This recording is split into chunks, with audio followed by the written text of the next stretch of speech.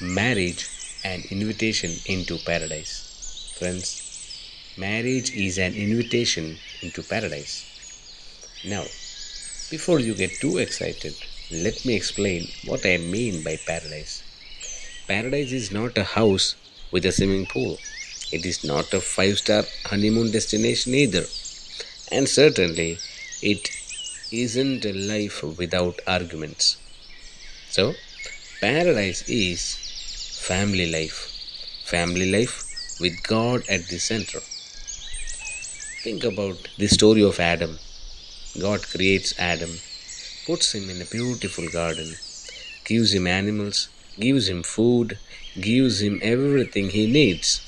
And yet God says, it is not good that man should be alone.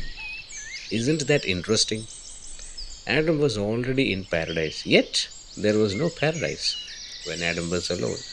So, God creates Eve, and when Adam sees her, he says, at last, this one is bone of my bones and flesh of my flesh.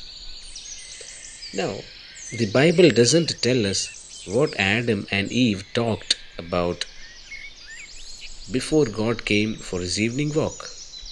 But let us imagine, after all the drama with the forbidden fruit, after discovering they were naked, after hiding from God, Adam was probably not in the best of mood.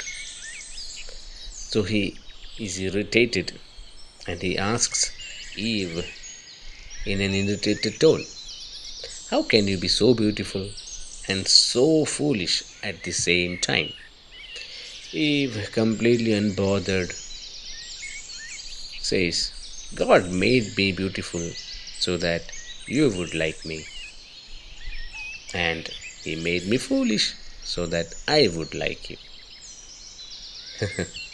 Maybe that conversation never happened, but honestly, isn't there a little bit of Adam and Eve in all of us?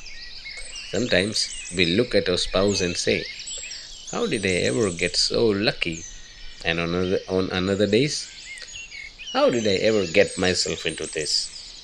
We praise them sometimes, we blame them quite often.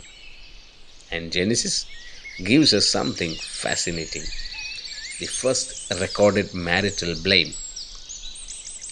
In Genesis 3, verses 12, God asks Adam, what happened? And Adam says, the woman whom you gave me. Did you notice that? Adam isn't blaming Eve. He almost blames God. I mean, you gave her to me.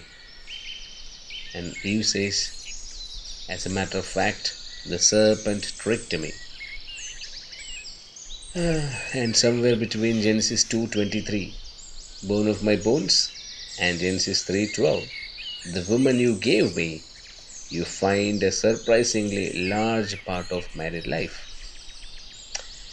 So, marriage is not about finding a perfect person, because if God were waiting for two perfect people to get married, there would be no marriages. God doesn't unite two perfect people. He brings two imperfect people together and teaches them how to love each other with all those imperfections. Marriage means asking, can I live with your imperfections? And that's only half the question. The deeper question is, can I help you become better without making you feel that you are not good enough? And then comes the difficult part. Can I allow you to do the same for me? Because we are very good at seeing our spouse's imperfections and remarkably bad at seeing our own. And now, let us imagine one more conversation in Eden. Apparently, the forbidden fruit had been the morning breakfast. By evening, Adam was exhausted. He was tired, confused, and frankly, he didn't want to start another conversation with Eve. So, Adam decided not to break the ice. He wrote a note on a leaf, please wake me before 4 o'clock, before God comes for his evening walk. Then Adam went back to sleep. A little later, Adam suddenly woke up. He heard the voice of God.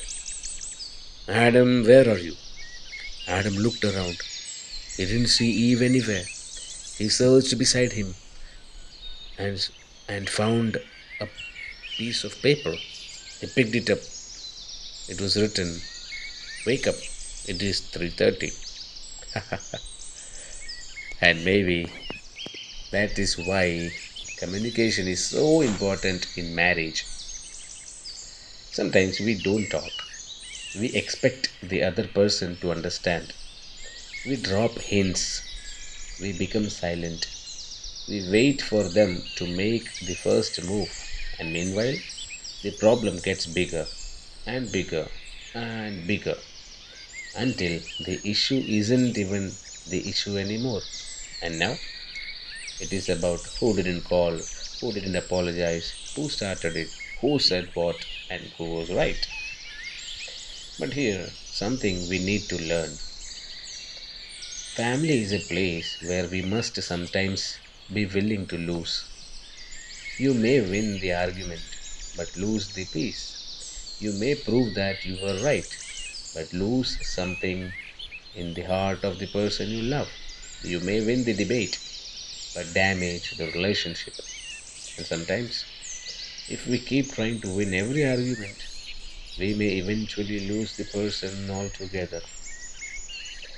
So sometimes you have to lose.